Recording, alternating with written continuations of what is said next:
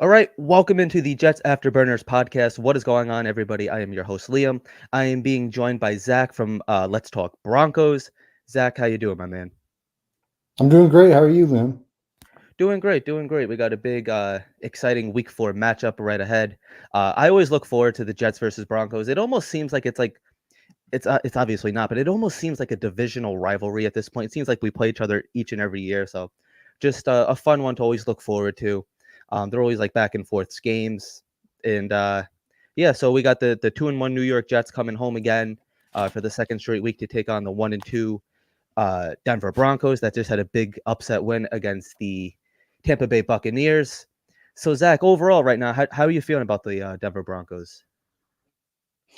I mean, I think definitely better after week 3 and seeing what they did with the Bucs. I think better overall in general from what offseason expectations were, or at least should have been.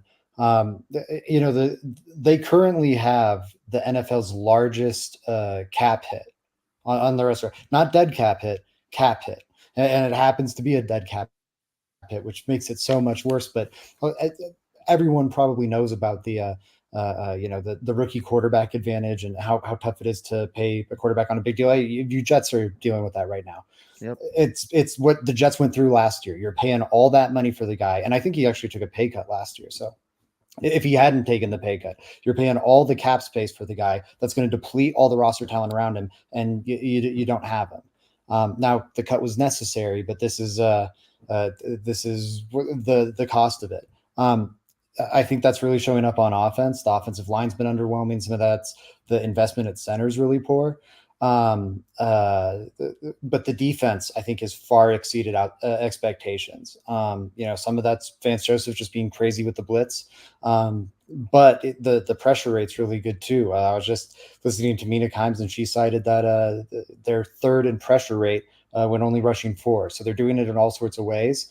And I think that's going to be necessary to go against Rodgers. I think that, like Geno, I'm a big Geno believer. I know he wasn't good in New York, obviously, but I think he's been pretty good in Seattle. But this will be their toughest test yet.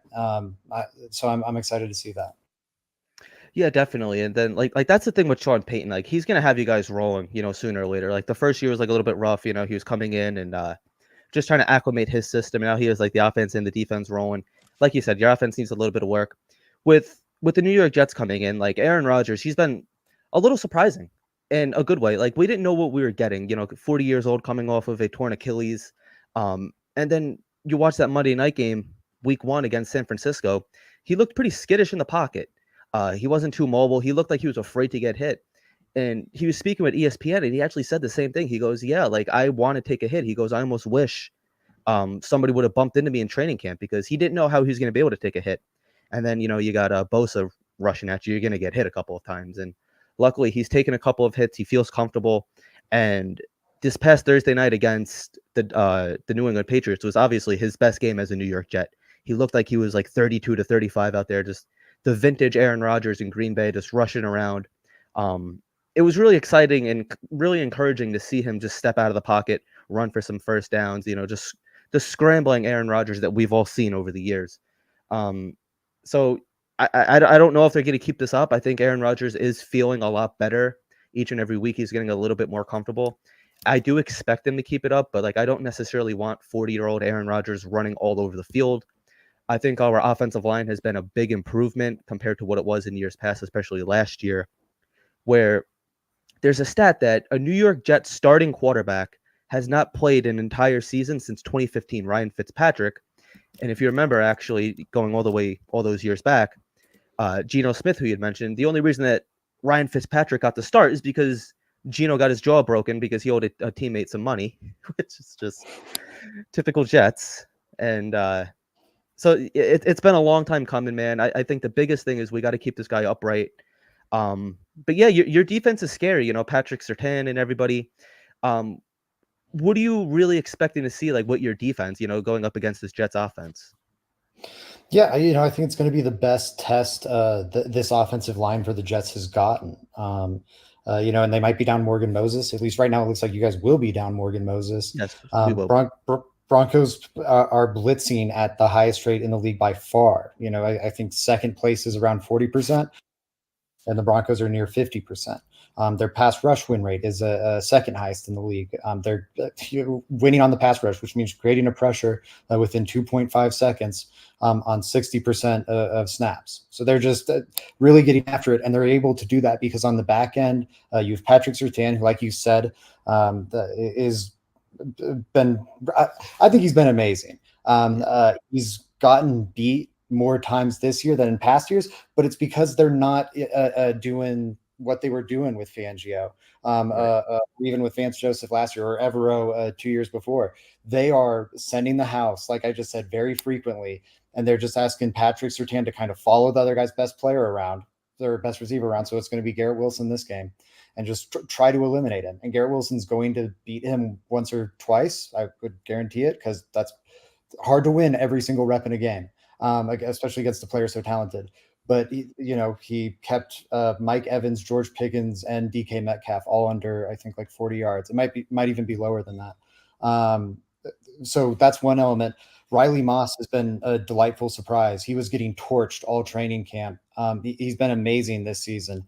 The worst play, or the most impactful plays he's given up.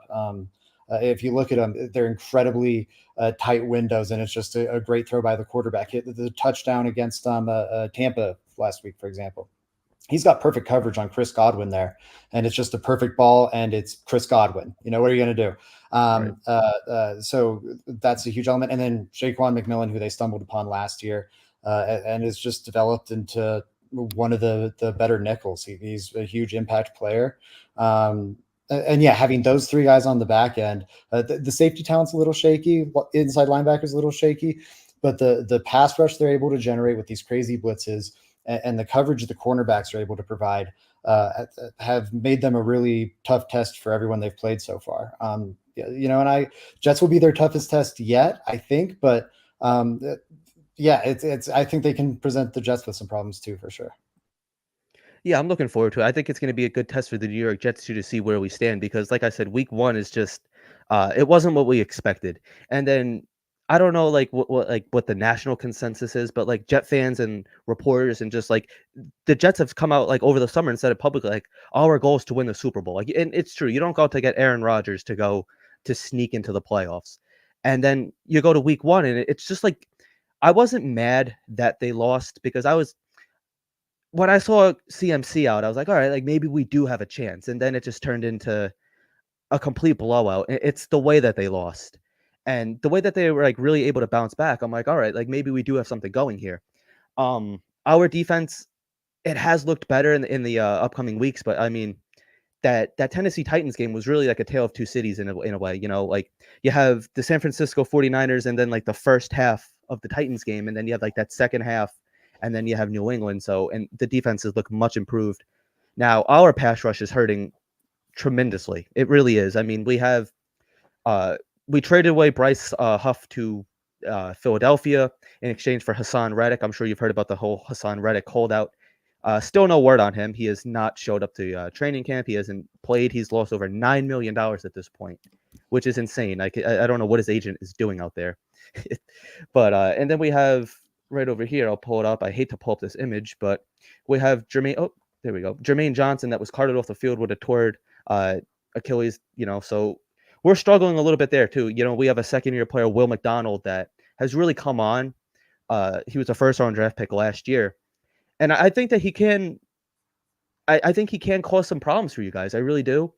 It's going to be interesting. So, like, What do you feel like your biggest strength and weaknesses are on that offensive line? Man, it's a tough one.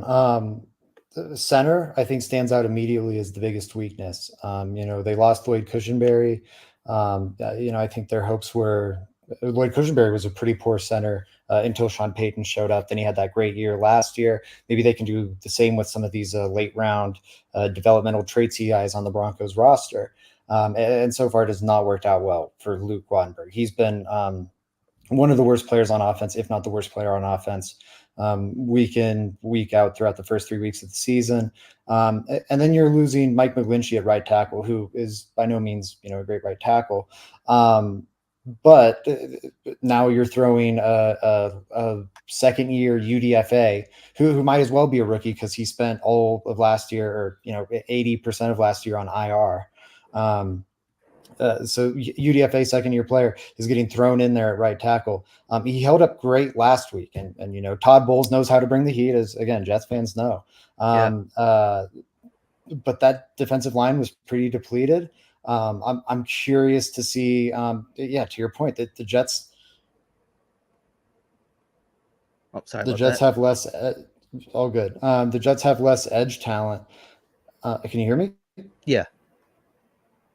The Jets have less edge talent than they've used to, but they, I think, still have more than the Bucks. The Bucks were fairly beat up, and I think that stands out to me. The other area, honestly, the area I'm most concerned about is the Broncos receivers don't have a lot of speed.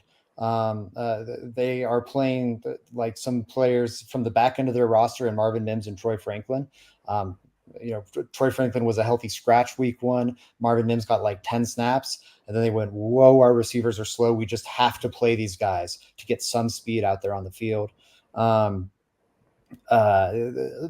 worried about that lack of separation going against a Jets cornerback group that is amazing at limiting separation. And then, of course, Bo Nix. I thought he looked good last week. I think that was a step in the right direction. I'm hoping he can build on that confidence. The thing I'm worried about, jumble and all that, is what might be going on at right tackle. And then, like I just said, are they able to get any separation? Are they able to give him any easy answers or any non-tight window throws? Because that's tough. I don't think they have anybody who's going to be like beaten sauce regularly. It's pretty tough out there.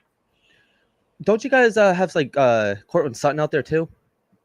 How's he? Yeah, but so the thing with Sutton, and he's a great player. I think he is perfect for like Russell Wilson. This team is still very much built for Russell Wilson, Okay. which what Russell Wilson still has is a pretty good deep ball.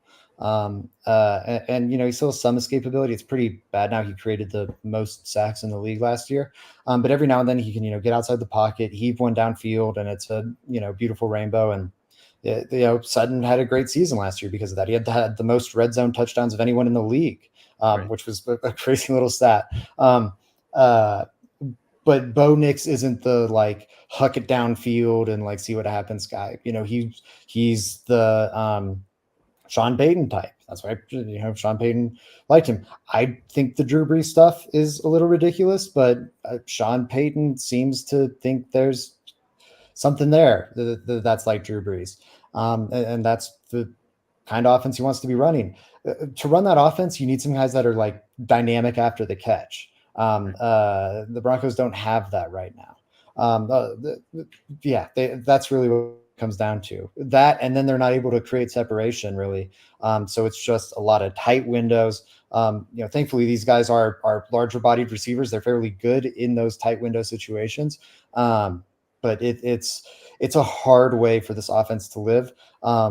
Last week they got some stuff rolling. They played with some more speed on the field. They started firing the ball downfield a little more just like off the bat, which I think softened up the defense some. But mainly, Nix was accurate. His footwork was dramatically improved, and he was able to hit these receivers in stride. When the first 2 weeks, I don't know if anyone saw the low lights of it, but he was missing these receivers like 2 yards behind him regularly. When accuracy was his selling point. In week 3, he was more living up to that billing. Yeah, and like that's the thing with rookie quarterbacks. I mean, I've seen a ton of them from Sam Darnold to Zach Wilson just in recent memory, and it's a weekly struggle. You know, where certain times they look better than others, and certain weeks they look better than other weeks and days. It's just the up and downs of the rookie quarterback. But I do have a lot of faith in our secondary. I mean, we have our captain C.J. Mosley, who's banged up with a toe injury. I don't think he's going to be playing this going on 2 weeks now, hurting it obviously in Tennessee, but. Sauce Gardner, I love Sauce. I really do. And I'm so glad that we have him because, like, you don't hear a whole lot from him just because a lot of people want to compare him to Darrelle Revis, and he's just not that Darrelle Revis type, like, in terms of interceptions. Like, Sauce didn't have any interceptions last year, none so far this year. He's just like a really good lockdown coverage corner that Robert Saleh, our head coach, said will be traveling a lot more, and he has traveled a little bit, not necessarily to where I would expect him to be traveling just as often, I guess. But yeah, he's probably going to be on Cortland Sutton, if I had to guess. We have Michael Carter the second, who just got a major extension, and then we have DJ Reed, who most likely won't be back next year. But it's like, yeah, our secondary is pretty dangerous, and then we have Quincy Williams, just all pro linebacker. Jamie Sherwood, who has been stepping in for CJ Mosley, and he looks a lot younger. He looks a lot younger. He's playing a lot quicker. So I think it's going to be a really good test for our secondary. I really do think so. Our safeties, every year, it just seems to be pretty much a concern. We have Tony Adams, who uh, late round draft pick a couple years ago, took him a couple years to develop. And then once he did, he's starting to take off, starting to come into his own a little bit. Chuck Clark from Baltimore, who's coming off of a torn ACL. So that's never easy. Missed the entire last season. So we're finally like 1 month into the season, getting to like that point where you're starting to see some tendencies. You're starting to see what certain teams can handle, what certain teams do and don't. So just like the big problem with this New York Jets defense is really stopping the run game. Now, like, what have you seen from your running backs that maybe can oppose a problem for this Jets defense? Very, very little. Which is going to Okay. be a tough part for this offense. Yeah, these running backs have been really rough to start the year. Javonte Williams, Jaleel McLaughlin, the top two backs, I think have 42 combined carries for 92 yards. It is wildly ineffective. Now they might have stumbled onto something with Tyler Beatty, or sorry, it's come out since that his name is pronounced Bidet. Excuse me, Tyler Bidet, who averaged he's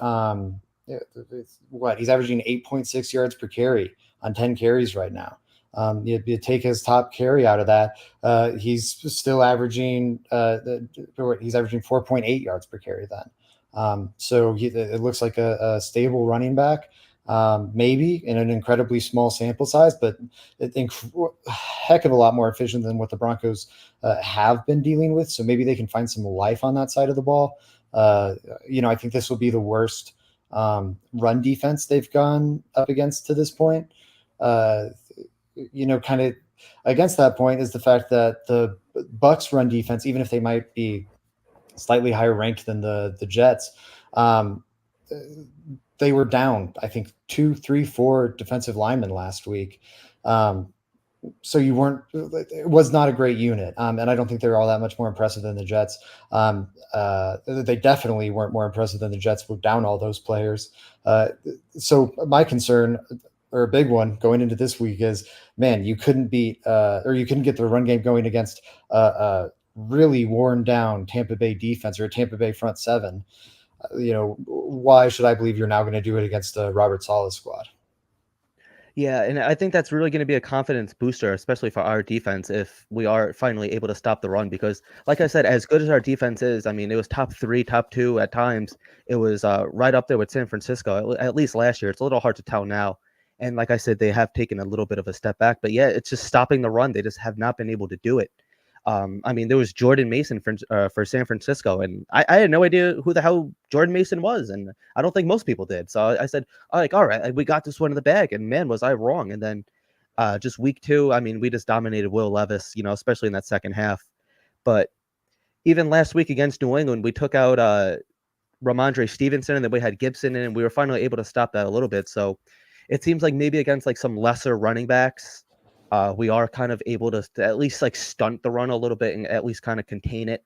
And the thing is too, it's like no matter like it seems like what the running backs are doing, unless you're going up against a Christian McCaffrey or Derrick Henry, Saquon Barkley, one of the elite running backs in the league.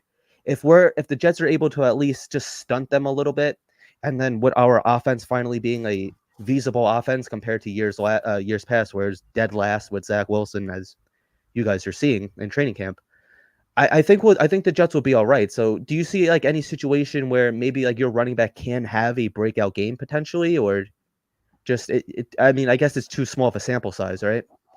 Well, I think there's definitely reason to think he could. Again, he's looked good in that limited sample size. Right. This is also the first time I was curious about the ranks. I didn't know them off the top of my head. This is the worst run defense they've played by a wide margin. I like DVOA. Yep. Looking at DVOA right now, the Jets, or sorry, not the Jets. The Seahawks are second in run defense DVOA.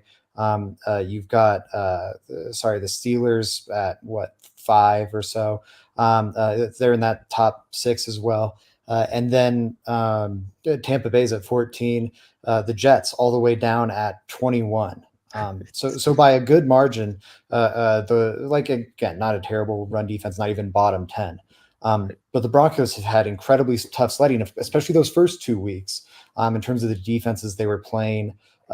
So that would be the case against it, or case for it. Like you saw Bo Nix suddenly pop in week 3 when they placed kind of their first shaky coverage group. Now maybe it's the run game that you see pop, that they're seeing their first shaky run defense. That would be my case for it. Also I think the Broncos have learned their personnel better. They've kind of realized, we might not want to go lean on some of these guys as much as we have been. I was curious about EPA too. Jets run defense is 26th in EPA. Compare that to the Seahawks at 8, the Steelers at 3rd, and the Bucks at the Bucks are actually behind the Jets. So again, it's I don't know if I really believe it. I think it'll be another tough day for the rushing attack, but maybe they'll get it going this week. More likely to happen this week than next week against Max Crosby and Christian Wilkins. That's a good point too. Yeah, and especially like I said, where our defensive line's a little banged up. We have Quinnen Williams, who is a All Pro as well, Quincy's brother, who they're just moving him. Like he really is the heart and soul of that defensive line right now. I mean, like usually he's just like a lines up right against the center. He's pretty much an interior guy. This year they have him playing a little bit of edge, but not a whole lot. And I'm not really a fan of him on the edge. I really don't want to see that. And then we have Michael Clemens on the end too, who really hasn't shown much of anything. But like I said, like when it comes to, I guess, exploiting Bo Nix, it's really going to come down to if Will McDonald can continue to produce. I mean, he has 5.5 sacks in 3 games, and he was a player that like we wanted Broderick Jones, who obviously you talk about the Steelers, they took last year in the draft too. I had no idea who Will McDonald was, and I pretty much do a lot of draft coverage, and I'm like, who the hell is Will McDonald? And last year, he struggled to get on the field at times, but I really think that he can kind of have a breakout game.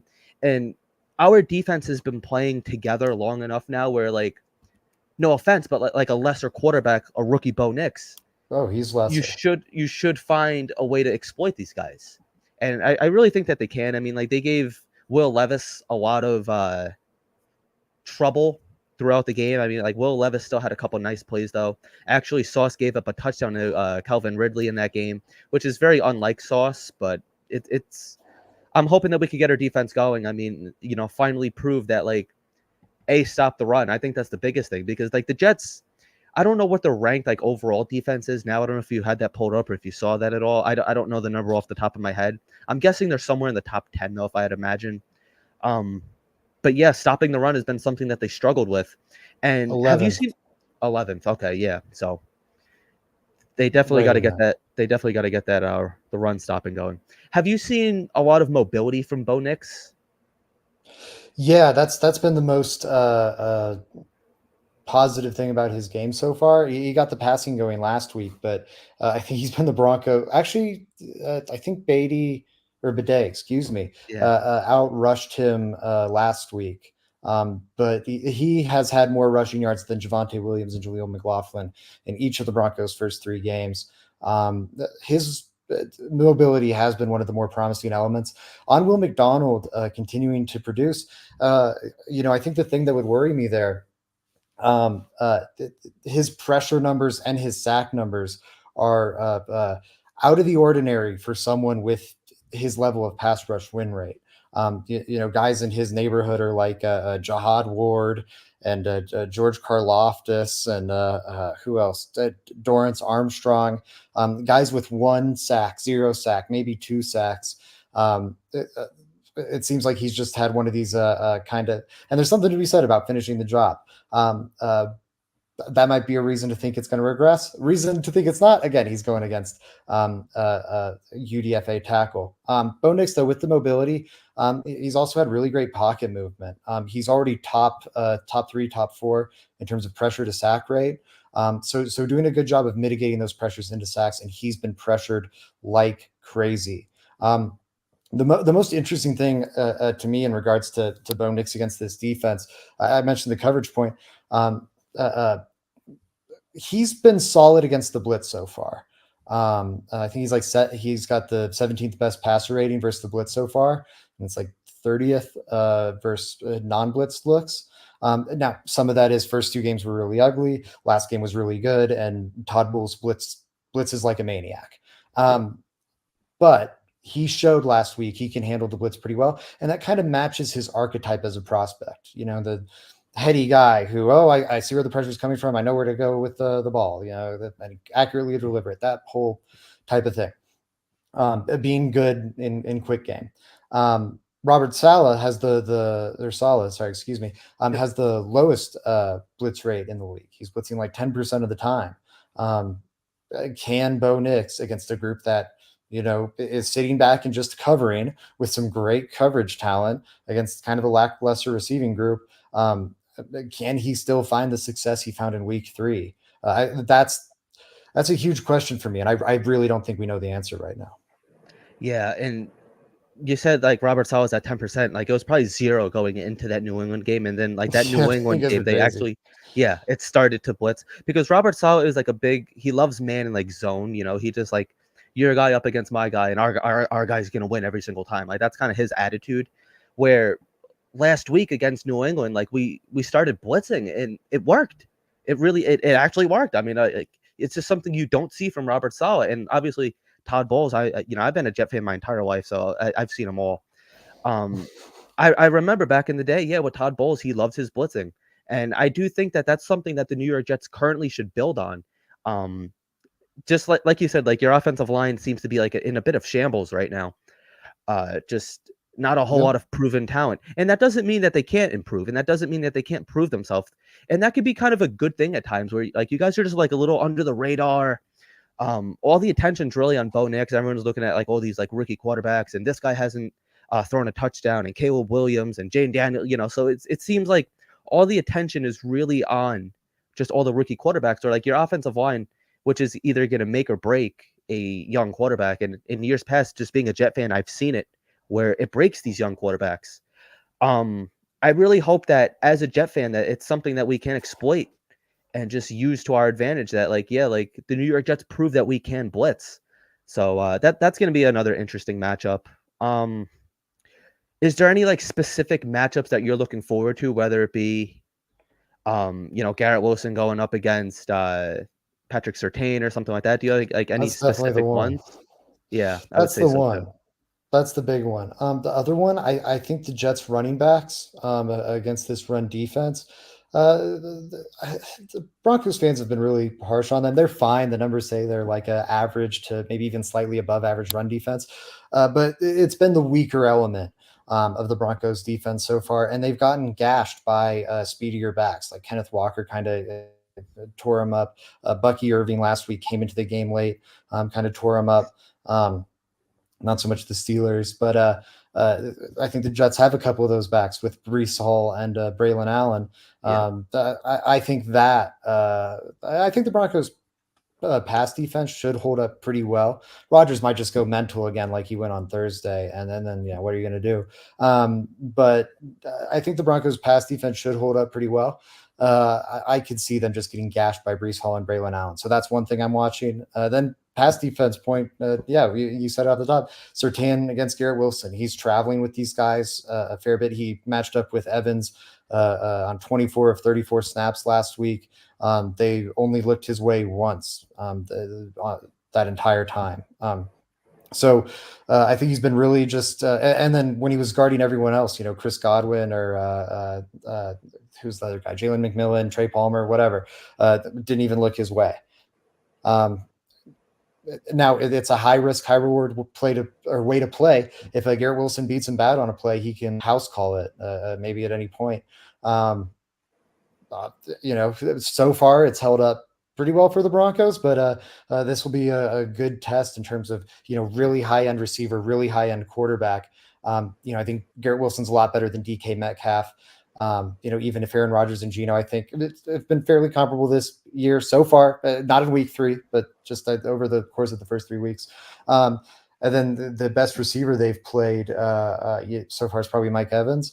And I think Garrett Wilson clears that as well. So it's going to be a good test. The thing I'm optimistic about for the Broncos, I'm curious about with the Jets, if Pat Surtain locks down Garrett Wilson, who else is creating for him? Because I think I just listed the Jets' 3 best skill position players: Garrett Wilson, Brees Hall, Braylon Allen.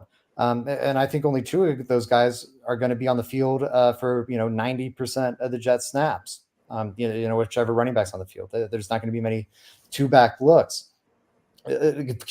Who else can win for the Jets? Because I think they're going to have to find some other answer. Even if Garrett Wilson has his wins against Patrick Surtain, it's going to be hard having that be your whole meal. They're going to have to get Alan Lazard working on Riley Mosser or something like that. And that's another thing I'm curious to see. Yeah, I'm glad that you touched on the running backs. I can't believe I didn't even mention our running backs. You know what it is? It's like, if you look at Brees Hall's numbers, like he has a touchdown in each game. Like the numbers, the box score shows like a pretty good sample size from him so far. And like he's getting better each and every week. To be honest, and like I don't know if this is like an unpopular opinion amongst Jet fans. I might get some crap for this, but I think he's been a little underwhelming at times. I really do. Like, I mean, Brees is still like one of the elite backs, and maybe it's just like last year he had a much better year coming off of that injury that he actually suffered in Buffalo in Denver against the Broncos. I'm looking at a bunch of things here, and I feel like maybe like last year, like we just didn't know what to expect from him, and like he really had that breakout year, and then he's, like I said, he's doing okay at this point. He has a touchdown each game. Like I have a feeling he's probably gonna get his touchdown again, and then you have Braylon Allen, who has been a complete pleasant surprise. I mean, like we didn't know what to expect from Braylon Allen. We also drafted Isaiah Davis, who really hasn't had much opportunity to get onto the field yet. We have Izzy Abadaconda, that's a healthy scratch every week. So yeah, like this like 1-2 punch. Like now, like the Jets have suddenly become a running back by committee team, which has been, like I said, a really pleasant surprise. Something that like we haven't really seen in a couple of years from the New York Jets. Probably going back to possibly the Todd Bowles days. I mean, like we tried with Adam Gase when we had Le'Veon Bell and Frank Gore, but that was just a disaster. It didn't really work out. But I'm glad that you had mentioned Alan Lazard, because he's somebody that for the New York Jets towards the end of the year last year, he had completely like just mailed it out. He's somebody that completely he was a healthy scratch. He was kicking soccer balls just multiple times. Couldn't even get onto the field. He was dropping wide open passes. Wasn't doing Zach Wilson any favors last year. And this year, now that he has his quarterback back, him and Aaron Rodgers have that chemistry from Green Bay with Nathaniel Hackett from a couple years ago. He's been another pleasant surprise. You know, he's somebody that has had multiple touchdowns now in this season. I think he might have one in every game so far. I can't recall if he has one against Tennessee Titans. I'd have to look into that, but it seems like he gets his early touchdown and then like we don't see too much after him. Another position to keep an eye on is our tight ends, where last week Tyler Conklin had a monster game. I think it was actually a career game, if I'm not mistaken. Like I said, I don't have those numbers in front of me, but have you guys seen anything from your defense that gives any tight ends issues? And thank you, Johnny. Send some love. Appreciate it, Johnny. I think to an extent. I'm trying to think what tight ends they play. Yeah, Pat Fryermuth had some receptions, but yeah, I think they've allowed a minimal impact there. Um, they've just lost their linebacker for the year, their starting linebacker for the year. That's going to hurt their run defense. Also, will probably hurt their ability to cover linebackers to an extent. Though he was never that much of a coverage ace, so I don't know how much truth there is to that. Even I wouldn't say it's a glaring weakness, but I don't think it's a amazing strength either. Yeah, and it's something like you had mentioned, just like if we take away, if you guys are able to take away Garrett Wilson, like what's coming next? If Alan Lazard can, obviously, I'm sure he's going to have his early touchdown as he seems to do every week now. If he could just be consistent and just be like a reliable option throughout the entire game, I think that he can definitely be a wide receiver too. And then somebody that you guys know being in the same division is Mike Williams, who's coming off of that torn ACL. He seems to be getting ramped up a little bit better each and every week. I'm really interested to see if this is the week that they finally like really let him loose. He went from not playing much, really not at all. I think he had like 3 targets, maybe if that. Week one, I'm just kind of going off of memory here. Uh, Last week against the New England Patriots was probably his most productive week. He had a nice big first down. Tennessee Titans, same thing. It was a little bit kind of in between the two. So it's going to be interesting to see like where our skill positions is, because Garrett Wilson, he's even actually having a down year in his terms where like he's right now he's on pace to have 850 yards, where his first 2 years with the quarterbacks such as, Mike White and Zach Wilson, Joe Flacco, Chris Streveler, I could go on and on naming these guys. He has managed to have that breakout 1,000 yard season, excuse me. So with Aaron Rodgers, it seems like something where like they had a lot of chemistry in training camp, and it Excuse me. is it is relating to the field a little bit, but at the same time, like there is like the drops. He had that beautiful touchdown against the New England Patriots last week, so it's gonna be interesting to see like just where they all go from here. Yeah, I agree. I think once he builds that chemistry with Rodgers, he's going to maybe have his most productive year. The quarterback's much better, and Rodgers loves to feed his favorite target, and sooner rather than later, that'll be Garrett Wilson. He's just worked a lot more with Alan Lazard so far. So I think that's winning out right now. Um, Again, I think it's going to become more and more about uh, Mike Williams, or not, not Mike Williams, Garrett Wilson, as the Yeah, season goes on. Um, uh, he's just too good. I think he's too good for that not to eventually bear out. These other rando quarterbacks too. They're going in there. Yeah, they're going to just throw it up to Garrett Wilson because that's the best answer for them. Rodgers has a better ability to win other ways. yeah. Um, so yeah, I think that's yeah. So before we get to the end here, I'm just gonna pull up the injury report where with the New York Jets, I mean, it's not really something that like we haven't known for a while. Morgan Moses is dealing with that knee. It's going to be Olu Fashanu, who is also a rookie. So that could be something for your defensive line right there too. I mean, like he did look really good when he had to step in. Like he looked like he belonged in there. And then our heart and soul, our defensive captain CJ Mosley's out. It's going to be. I don't know if he's not going to participate Sunday, but then we have Tyron Smith, who I think he'll be fine. He just has like his uh, rest days. So, and that's what it says here. Now, looking at um your injury report here, what do you think is going to be like the biggest loss? I mean, JL Skinner, maybe, he's been a reserve safety. The Broncos starting safeties have been banged up a little. Like I said, they're down their linebackers, so that might further weaken the spine of their defense. But I mean, looking at it, right, they're pretty dang healthy. I don't think you're worried about that one bit. Nate Adkins, we'll see if he's good to go or not. He's been a nice utility kind of tight end fullback player, but they've got Michael Burton around too, who is more than capable of taking those snaps instead. Um, So I don't, I see that, and I see very little, really nothing to be worried about. I think the concerning thing with Broncos injuries are, their IR guys with Alex Singleton right now, Okay. All right. and So I Baron think, Browning, excuse me, that was the yeah. name. All right. So I guess like the last thing I'll ask you here is if you had to give a score prediction, what are you thinking? I've been picking against the Broncos just about all year.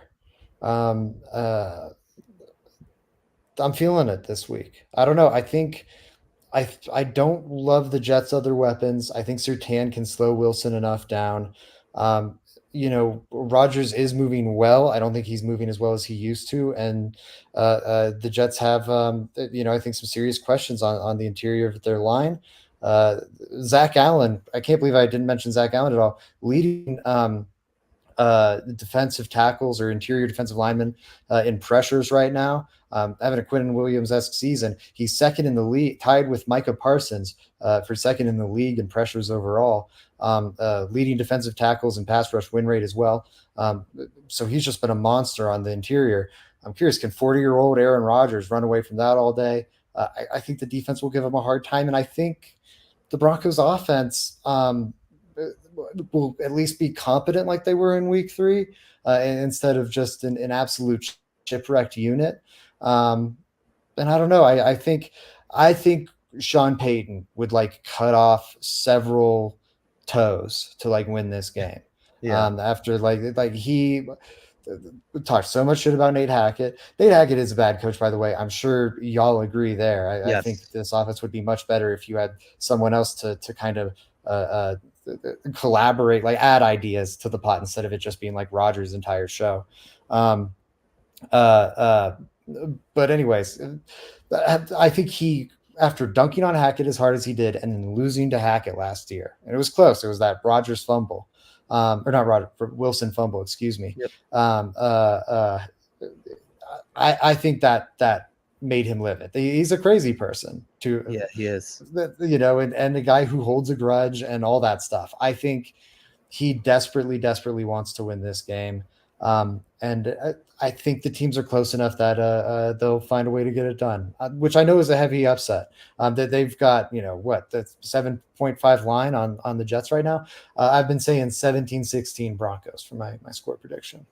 Okay. No, yeah, that's fair. And then like you had said, I think that like the Jets last year, Robert Saleh said, if you don't have haters, you ain't popping, which he was just like, it was a little cringy for us too. But I do think it's some bulletin board material where Aaron Rodgers wasn't able to get his revenge, for talking. And he's the one that came out and said, "Keep my coach's name out your mouth," talking about Sean Payton. So Also true. I think that we're going to be having a little bit more of a like kind of like an edgier Aaron Rodgers, which we have seen a little bit, just because I'm sure you guys see it. Like if you're not a Jet fan, it seems like everybody is making fun of Aaron Rodgers. Oh, and all off season long. Oh, I can't wait for him to go out there and tear his other Achilles. Like I don't ever wish for anybody to have an injury. That's not me. Tua, who Mm. is actually in the Jets division, like I feel sorry for him. It's sickening, but I do feel like there's going to be like that little bit of extra motivation there. And I do think that the Jets last week against a lesser team, they cleaned up a lot. And they have started off slow against obviously week 1 and week 2. It wasn't even competitive last week against the New England Patriots, but it's going to be a good test. And I mean, like your defense is pretty darn good too. Um, I believe like your goal line defense is pretty well too. Like just giving like not giving up touchdowns, keeping the games close. And I think that's going to be the biggest test for you guys is just can we keep Aaron Rodgers from also becoming a crazy man? It's Yeah. hard for me to bet against the Jets. Like the New York Jets are coming back home. Aaron Rodgers, I read a stat that like on a long week or coming off of like a mini bias, he's calling you have an extra 3 days to rest. He's actually in his career undefeated. He has never come off of a long week and lost ever. So I don't know if this is gonna be the first time it happens. Right now, it seems like the New York Jets are starting to find their legs. They're starting to roll a little bit. So I'm not gonna roll against them. I could see like a 24-17, something like that. Um, I think really the biggest thing is just get everybody out there healthy. Just get out of the game healthy, man. I hear that. I'm scared about that MetLife turf. I gotta be I am honest. too. Oh yes, I Yeah. am too. Absolutely. So before we let you go, just where can everybody find you? You know, if anybody's interested in some more Broncos insight, are you gonna be doing any more videos leading up to this game on Sunday? I won't, but we've got a whole crew of people over at Let's Talk Broncos that I couldn't be prouder of. We'll do an X's and O's film breakdown preview tomorrow night. Two of our guys over there, Robbie and Frankie, I think they go live at 6 p.m. Mountain Time, so it'll be 8 p.m. Eastern for y'all. Check that one out. I think they give really heady analysis. If you want, really, in-depth look at like what's going on with the Broncos before this game, I think you couldn't ask for a better resource there. And then what else? That's Zach_Seegers. That's on the screen right in front of you. Zach with a CH for audio listeners, SEGARS. And yeah, Let's Talk Broncos, wherever you listen to podcasts on YouTube. If you're a college football fan, we even got Let's Talk Buffs too. So check all that stuff out. Couldn't be prouder of what our whole team's accomplished. I mean, hell, we got letstalkbroncos.com. We've got written articles. The whole shebang. So check us out. Again, I know I've said it several times during this lengthy rant, but I'm very proud of the work our people produce, and I think you will enjoy it if you're curious about the Broncos at all. Yeah, it's hard work, man. I mean, like as you know, like, it's more than just hitting play or hitting record and doing a video. You know, there's so much like that goes into it. But real quick, like one of our big supporters, Johnny Boy, his wife apparently had surgery today, so just keep her in your prayers. You know, hope she's pulling through. Um, Anytime, Yeah, Johnny. best You know, stuff, if you yeah. ever need to talk or whatever, always here for you, man. So Zach, I just wanted to thank you for so much for coming on, just providing some really good insight on some Denver Broncos. Like I'm sure like you don't like you hear about the New York Jets because they're a popular team and Aaron Rodgers. There's always something going on with this team. There really is. It's always something, whether it's positive or negative. Lately, it's been pretty positive. I don't really get to hear a whole lot about the Denver Broncos, and I feel like a lot of my listeners it's the same thing. So just really providing that insight, getting us a little sneak preview into what to possibly expect on Sunday. I thank you very much for it, man. Man, thank you for having me. I appreciate the opportunity to talk ball with you, and yeah, but best wishes to Johnny and his family as well. And yeah, hope to talk again soon. I got to be honest though, rooting against the Jets. We are at the bottom of the league in terms of the playoff drought. It's you and us, and if you Yeah. guys make the playoffs, it's just us. And I don't think we're making the playoffs this year. But thanks for having me on. Hope we can talk again soon. Yeah, definitely. Like I said at the beginning, like it almost seems like it's like a yearly tradition, like Jets and Broncos every year. So we'll see. We might do this again next year. So I just wanted to thank all you guys for watching. Check us out. I have all the social medias I'm going to post up here in a second. So thank you guys for checking us out. Have a good night, everybody. Quarterback, Ken O'Brien of California Davis. Just 14 that first time, now going long. They got a wide open man, and he makes the catch. It's Braylon Edwards taking off. Braylon Edwards will take it home for the touchdown. 80. First down in San Diego territory at the 47-yard line. Big draw. And Pennington going for 6. Deep down the field, and it's caught.